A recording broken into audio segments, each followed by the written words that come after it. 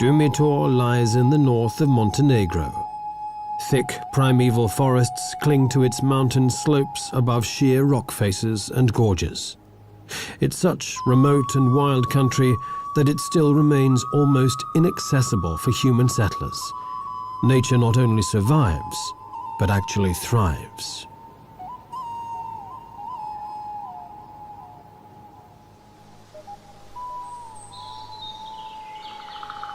This is a truly ancient forest.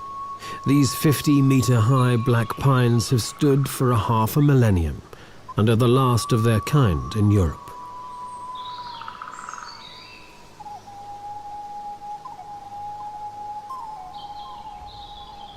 These secluded mountainous regions have guarded nature since before records were kept.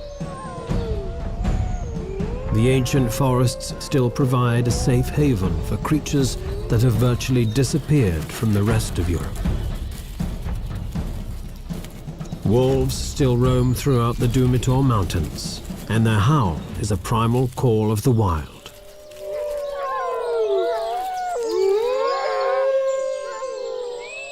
A pair of honey buzzards nest above them. Usually they feed upon the larvae in wasps' nests, but when the chance comes, they'll take other small prey too, like this frog. Next to the buzzards, a black woodpecker has hollowed out its nest. The honey buzzards have only hatched a single chick, but it's rapacious. But the woodpeckers have a far noisier and larger family to feed.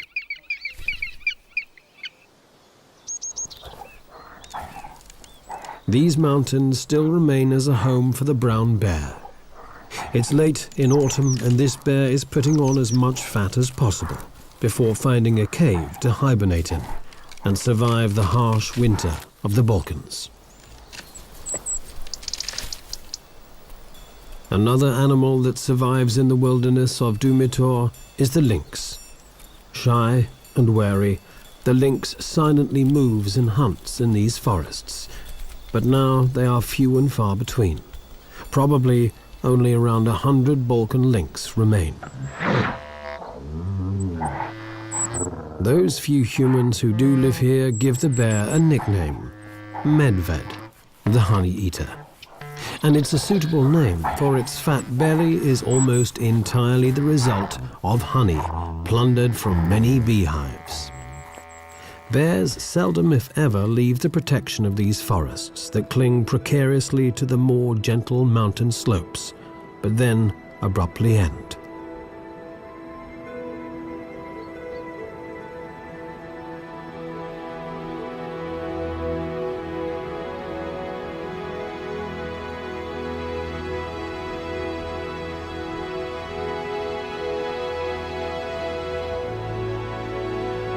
The gorges and chasms that cut into the Dumitor Mountains are the deepest in the Balkans. There are no natural access routes down into them, even for bears. These deep gorges remain pristine.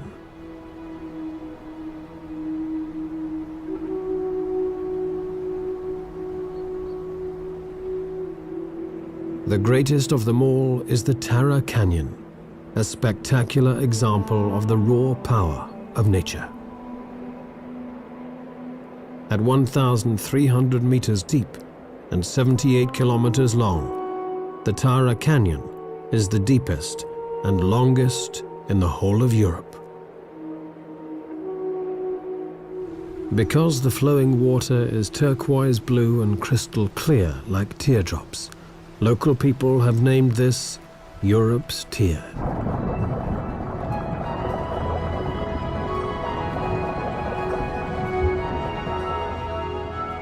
Swimmers like the European otter are able to get to the bottom of the canyon.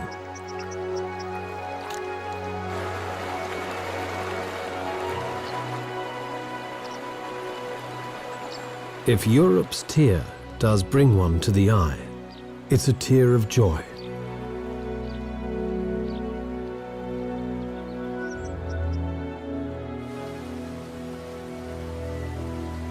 Dumitor's status as a national park has given the canyon protection. However, responsible ecotourism is being encouraged. The Austrian Development Cooperation is helping Montenegro to build hiking paths into the Tara Canyon and hostels to make this unique natural heritage accessible to limited tourism.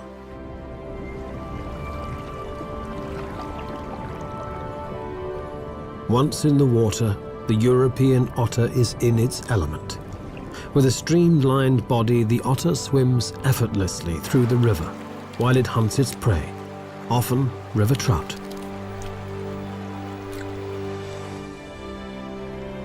The River Tara project will prove that it is possible to combine wilderness with responsible ecotourism, and the benefits will flow on through to an often impoverished rural population.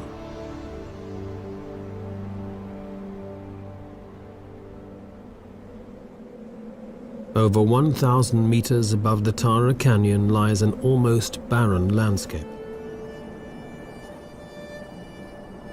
This is a desolate plateau, almost the end of the world. Bleak, lonely, and seemingly deserted, but only at first glance.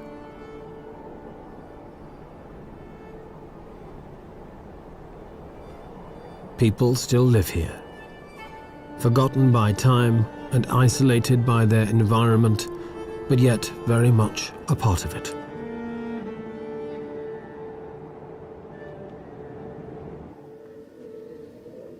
Stana Tserovic is one of the last Virginias, women who remain to do the hard work of the men, who left long ago in search of casual labor.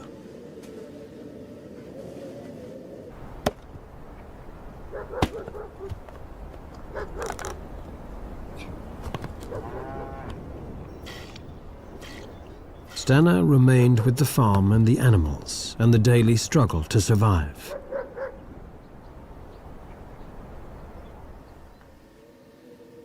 Her weather-beaten face has seen many winters and is deeply creased, almost like the Dumitor Massif itself.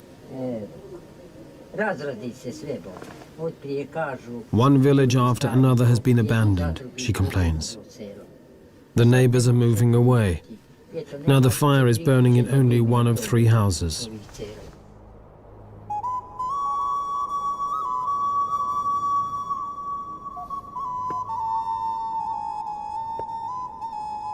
Stana has always lived here in Dumitor. The sparse vegetation can barely feed her 5 cows.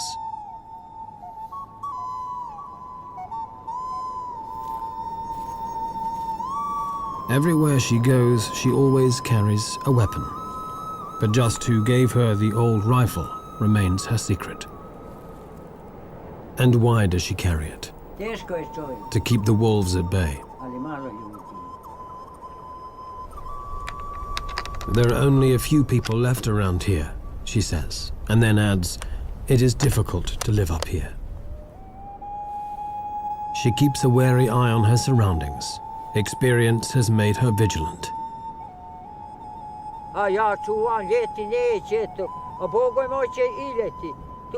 One night, she recalls, with fear creeping into her voice, the cows were on the range by themselves. Suddenly the wolves attacked and killed a calf.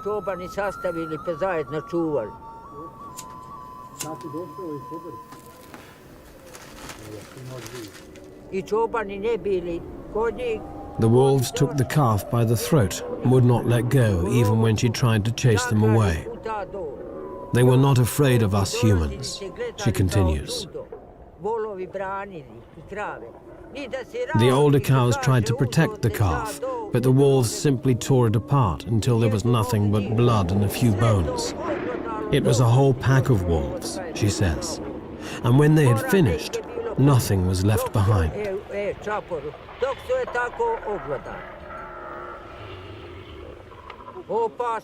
Stana is certain that wolves out hunting are dangerous. If they are really hungry, they will even attack human beings, she believes, although she admits that she has yet to see one do so.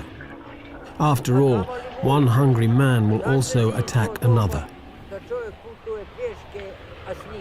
And of one thing she is absolutely convinced.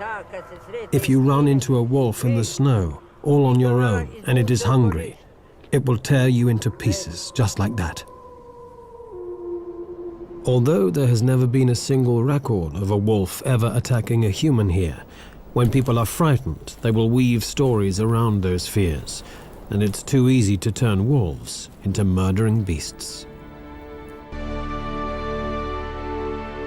To the north of Dumitor's jagged and solitary peaks lies a different world, near where the Danube and Drava meet. It is the river plain of Kopacki Rit.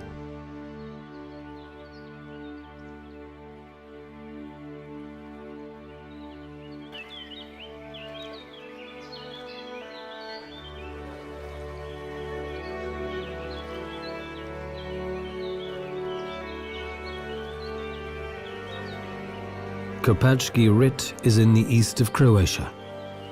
Stretching out across the Pannonian lowlands, this is one of Europe's most extensive and important wetlands.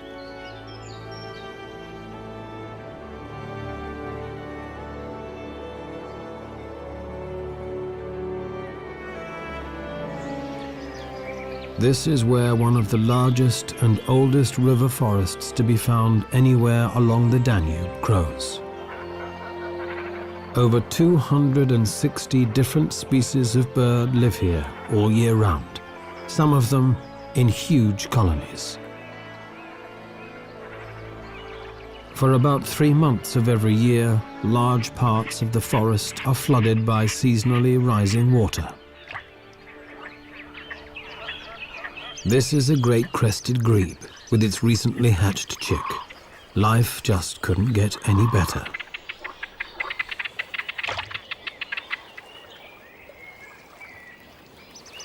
While sitting comfortably and securely on the back of one parent, the other feeds it a small fish. But against its wishes, the chick has to take a swim now and again.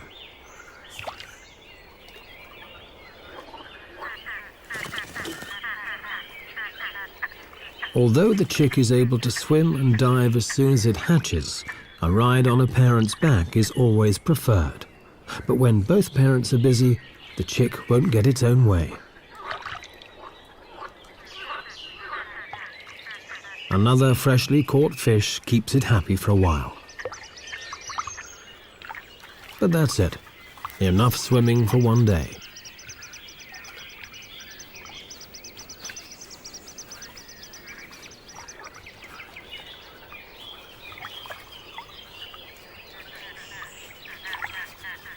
Persistence will always win in the end.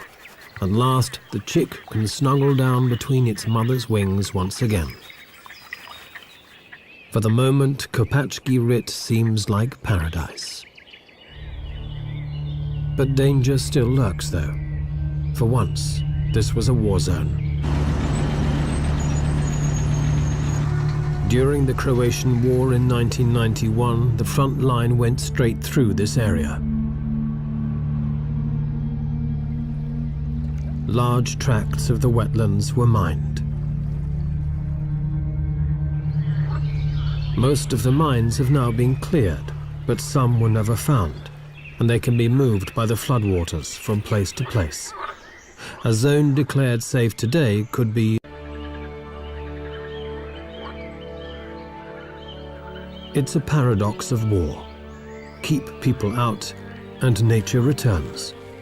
The Kopacki Rit forests were once a hunting ground for the Habsburgs, and then later for high-ranking Yugoslav politicians. Since the mines were laid, the hunters have stayed out.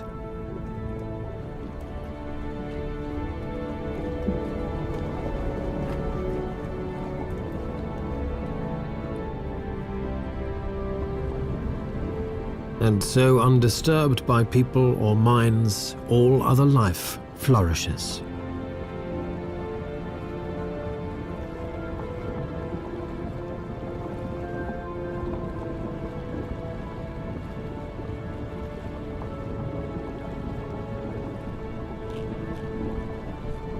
There are over 40 species of fish in these wetlands, and their abundance helps maintain the densest population of white-tailed eagles anywhere in the Balkans.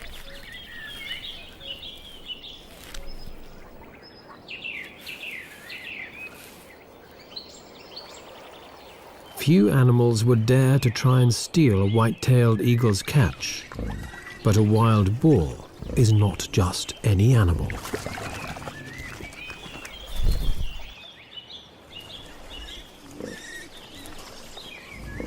If anyone is brave enough or foolish enough to wander into Kopach Girit despite the risk of the mines, they'd be wise to follow the boars. With a sense of smell so well developed that a boar can find even the smallest of buried truffles, strange-smelling mines are no problem to avoid. And in fact, the trails and clearings used by the wild boars are reliably mine-free.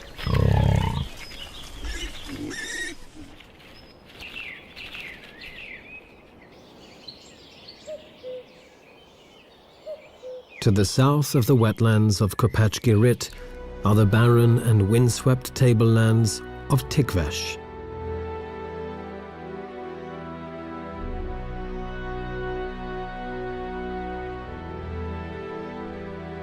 This is Macedonia, and Tikvesh is now the Balkans' last stronghold for vultures.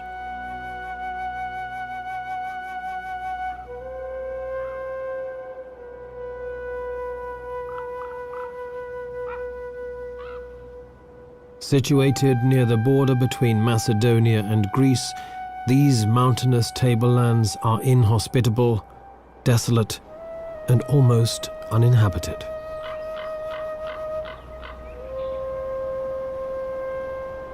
Clouds move ominously across a landscape stretching to infinity, where the boundary between sky and earth becomes blurred.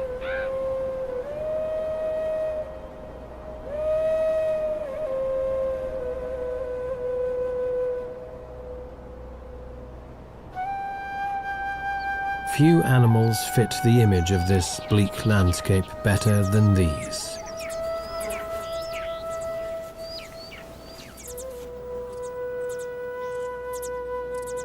Griffon vultures in particular like to live in these rocky mountains, where the thermal updrafts can carry them up high with little effort.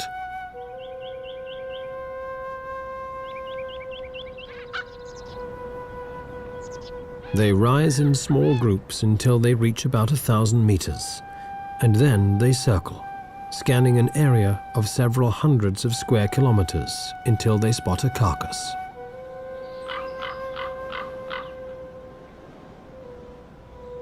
Griffon vultures normally live in large breeding colonies, building their nests on steep rock faces.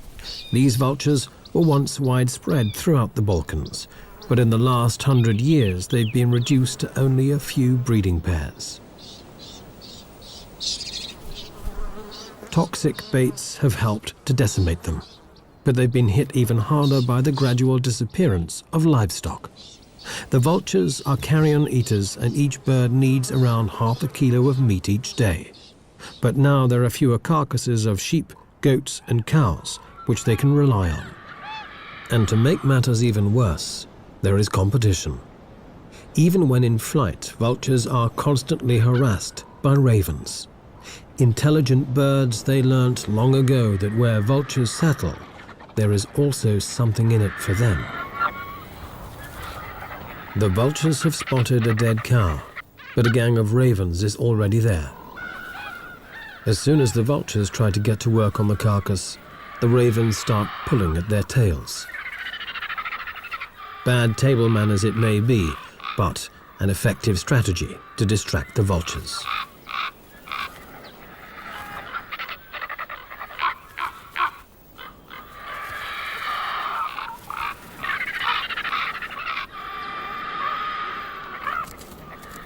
And then to make matters worse, a wolf turns up. The vultures have had enough, but the ravens hang around.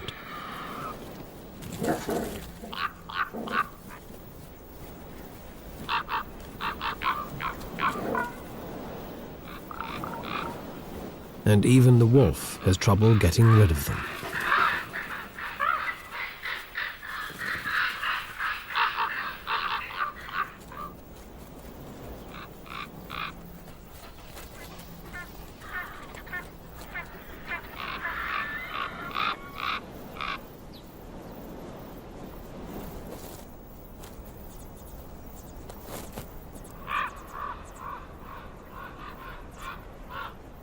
This desolate plateau is the last stronghold for the griffon vulture in the Balkans. Numbers have dropped, and in the hope that the population will recover, the birds are now fed on a regular basis.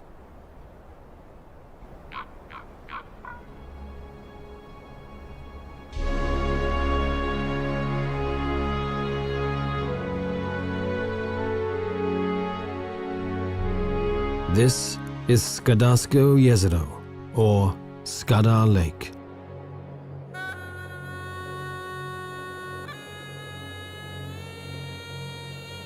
With its 50 islands, Skadar Lake between Montenegro and Albania actually looks more like a vast river system.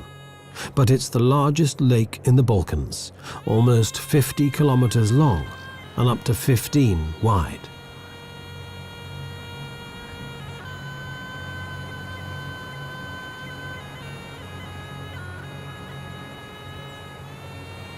Depending on the season, water levels can fluctuate by up to 5 meters. In ancient Greece, there was a saying, Panta rei. Everything changes. Nothing stands still. Only change is constant.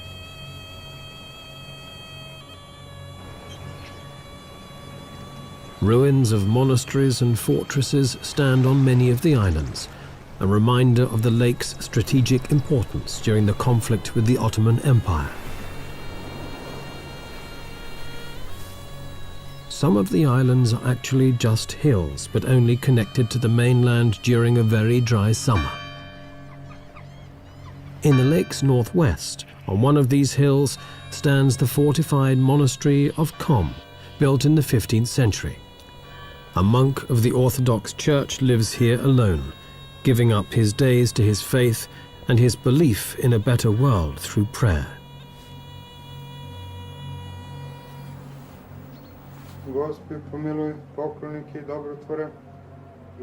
His day is structured around an ancient ritual. The liturgies of the hours, 8 of them every day. He believes that the ceaseless prayers join together to become a force for good, to help create a better world. In early summer, the sound of prayer is broken by the calls of thousands of birds. Skadar Lake is one of the most important resting and breeding grounds for migratory birds in Europe. The part of the lake belonging to Montenegro has been a national park since 1983, and the Albanian part was declared a park in 2005. At this time of the year, water plants are spreading out their leaves, and dense reed beds are growing around the shores. The floating carpet of water lilies makes this a safe breeding ground for terns. Huge colonies build their nests, always to a cacophony of ceaseless screaming. Frogs are breeding too, and they join in the chorus. These floating islands are a sanctuary against predators, but it can be confusing. Not every tern finds its way back to its own nest straight away.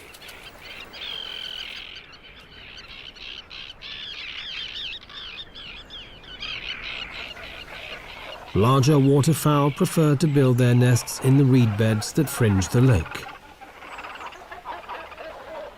while thousands of cormorants use dead trees for their nests. Watching young cormorants feed is a salutary lesson. The youngsters poke their heads far into their parents' gullet in their haste to get their regurgitated fish. It's a miracle that they don't puncture their parents' throats. Other species breed in mixed colonies. like the elegant little egret and the spoonbill. Beneath them, a black-crowned night heron stalks amidst the reeds, while a squacco heron settles down to brood. Collective breeding is a strategy which gives a greater degree of security for all, as there are many vigilant eyes on the lookout for nest robbers, and the chicks are well hidden between the reeds.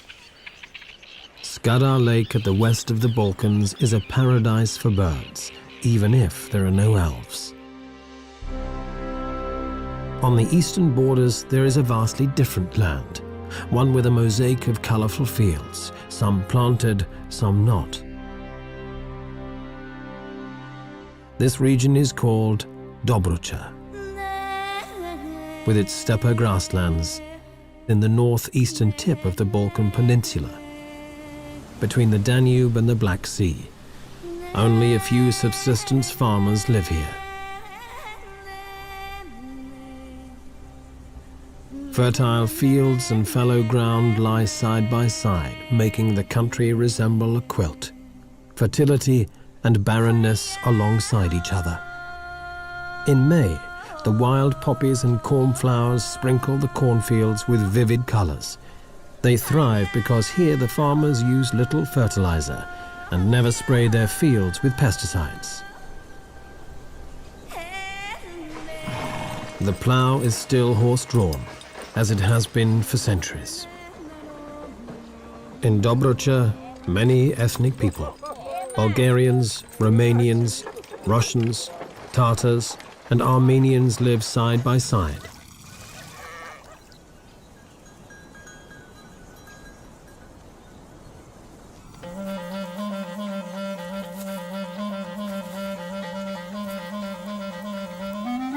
The grasses have been grazed down by sheep, making this an ideal habitat for specialized steppe dwellers, like European ground squirrels. In daylight, these small rodents leave their tunnel systems to come to the surface and search for roots, tubers, and insects. And for owners, the trees of Brucha are here. With the Turco and the ground squirrel are well camouflaged, as they may still are almost impossible to spot a grass. The European bee-eater is the exact opposite. These gaudy cave breeders flaunt themselves with their colorful plumage. Whether flamboyant and colorful like the bee-eater, or drab and inconspicuous like the curlew and squirrel, they all have something in common. They all require the same habitat: fallow, uncultivated land. Bee-eaters dig their nests into vertical cliff faces, but now so many riverbanks are reinforced, the birds must use gravel pits or abandoned agricultural land instead. But it's no great loss, since the bees and wasps the birds catch in flight are found all over the place.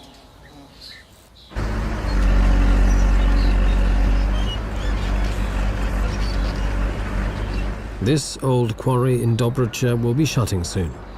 But even while the dredgers are still at work, the birds take full advantage of the site.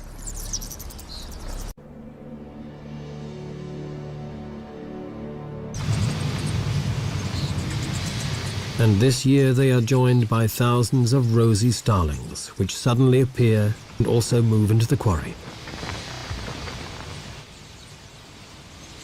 This is fairly unusual, for rosy starlings come from India. They spend the winter on the subcontinent, then in summer they normally migrate to the Mongolian and Kazakh steppes. But this year, some traveled west, probably following insect swarms until they ended up in the Balkans, in this stone quarry in Dobrucha.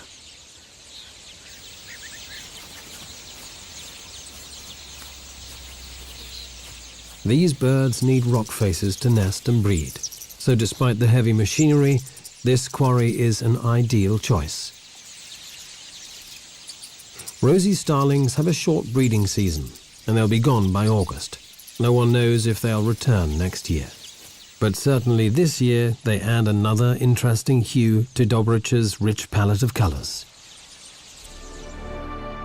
From the colorful mosaic of Dobrucha's fields to the spreading water of the Delta Dunării, to the Sea of Mosquitoes. The Danube flows into the Black Sea and its delta stretches across Romania and the Ukraine. It's the world's largest reed habitat. These wetlands are home to 1,000 different plants and over 4,000 animal species. The best known of the birds is the pelican. Its huge pouched bill makes it instantly recognizable anywhere in the world.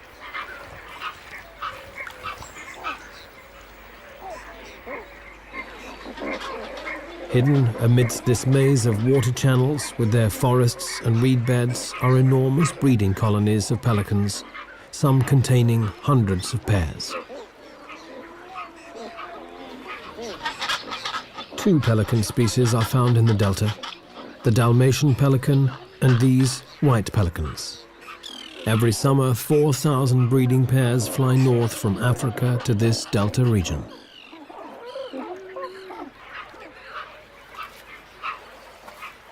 Pelican nests are untidy, and chicks depend on their parents for 14 weeks, a long time for a bird.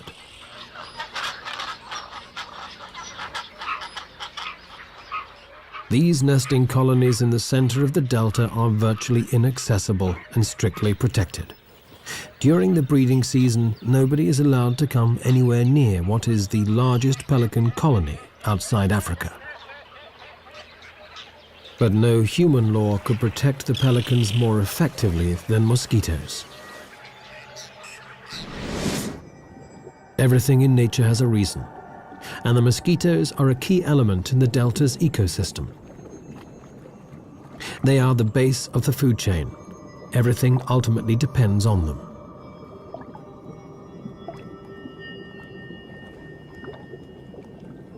The biomass of mosquitoes in the Danube Delta is quite awe-inspiring. It's greater than that of all the other animals put together.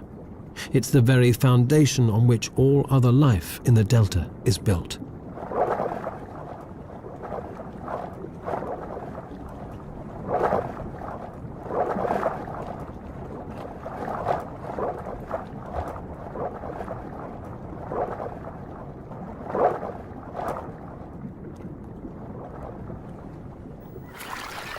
The Danube may well be Europe's most famous bird paradise, and Aleš Toman, a biologist, has spent more than 12 years here, but he's not looking for birds.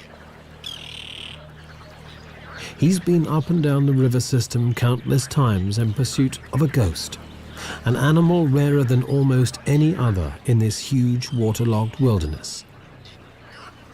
Finding it is never easy, especially when there is water on all sides.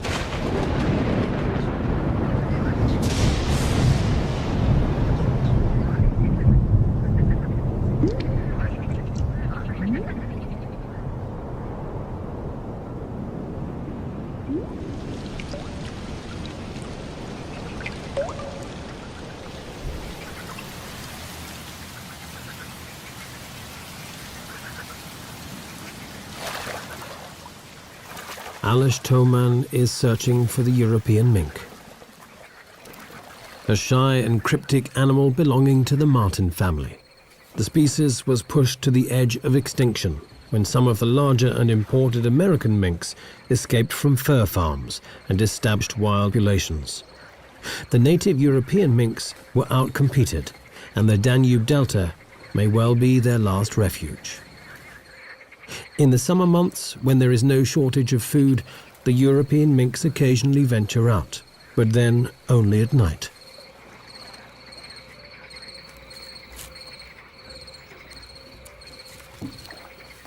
Caught briefly in the spotlight, this animal could be a mink. But was it a European mink, or just a marten? Before Aleš can find out, the animal has vanished into the night. This happens so frequently that it calls for a radical change in tactics. To study the delta's mink population, Aleš must first catch some, but this is almost impossible, at least in summer.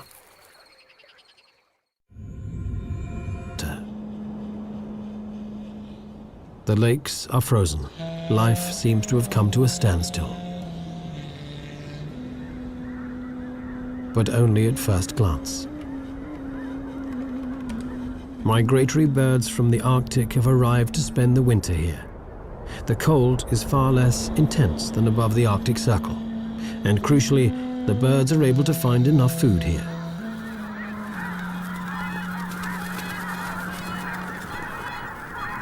Whooper swans from northern Europe flock together in huge numbers.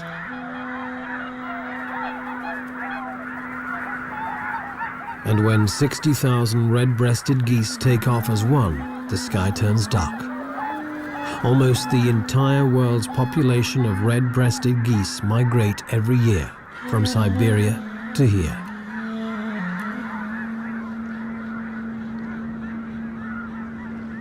Human beings are the rarest species in the Danube Delta. This is the least densely populated region in Europe. Tourists only come in spring and summer, and UNESCO has declared the entire area a biosphere reserve. For the few permanent human residents, winter is harvest time. Fish and reeds earn them a modest income.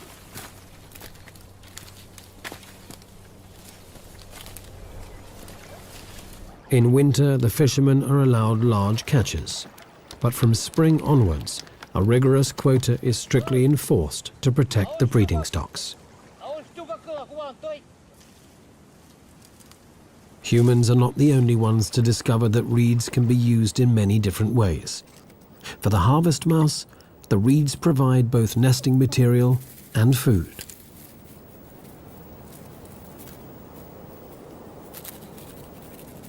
These tiny rodents are about 5 centimeters long and barely weigh 10 grams.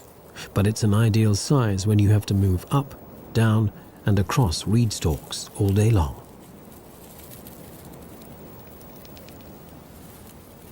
Their tail is longer than their body, but it needs to be. As the mice move back and forth across the shaky and unstable stalks, they often need a safety rope. Sometimes the mouse even grabs the stalk with its tail and hangs head first.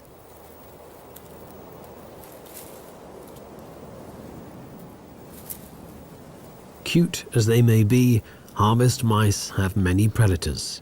Birds of prey, foxes, snakes, even fish. And the shy and cryptic European minks also have them on their menu. Aleš Toman's search continues. In winter months, the mink must also hunt by day, and this makes it far easier to try and observe and even catch them.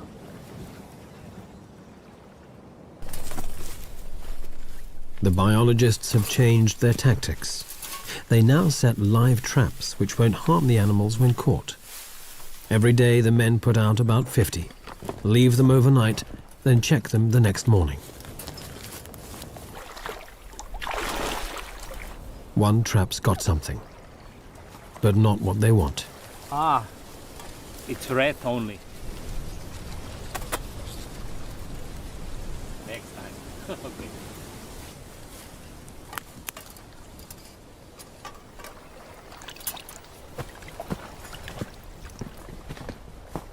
The men proceed to the next trap. Will they be any luckier?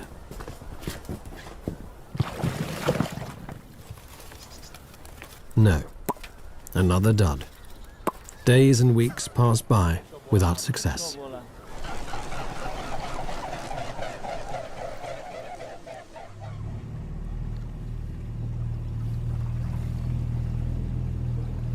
Another day, another try. Not many traps left to check now. Hopefully, no more rats.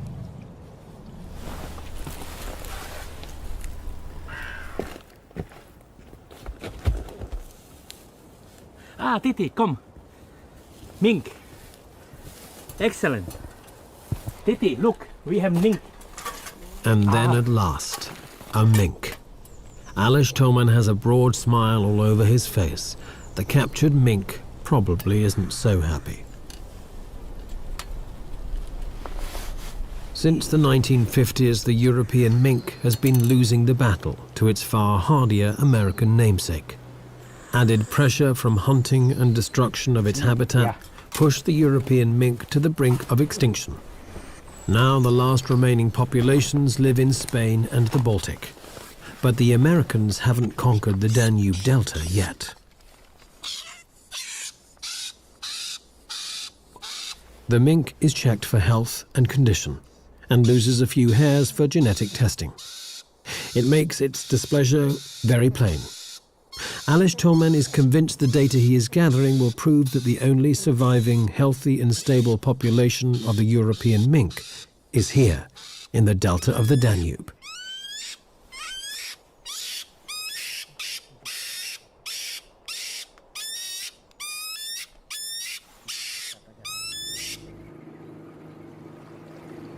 All in all, it was a good day. Alish found minks in another 3 traps. The sun is already low when the 2 researchers start heading for home. But the day is not quite finished yet. The delta turns on an amazing natural display.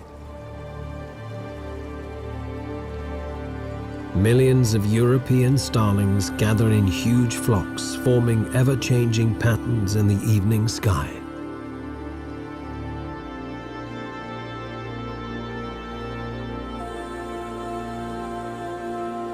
The flock hangs in the air like a swarm of midges, then shifts and changes. For the birds, it's time to find a roosting site for the long, cold night.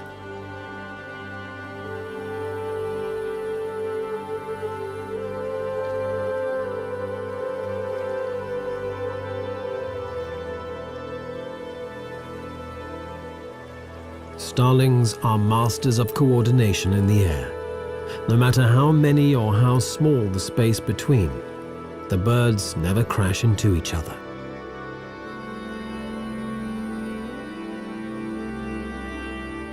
One minute they look like smoke, then without any effort they change into some pulsating superorganism, as if from another world.